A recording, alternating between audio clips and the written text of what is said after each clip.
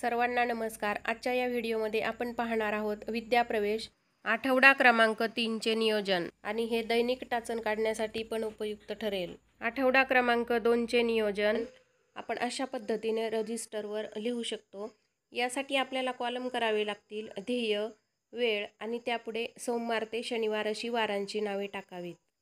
आता या ठिकाणी उभे कॉलम करायचे आहेत. स्वागत, भेट, मुक्त खेळ, संख्याज्ञान, परिसर आणि विज्ञान, उत्तम आरोग्य व समृद्ध जीवन, कला, सर्जनशीलता व सौंदर्यदृष्टी, भाषा व साक्षरता, मैदानावरील खेळ आणि निरोप.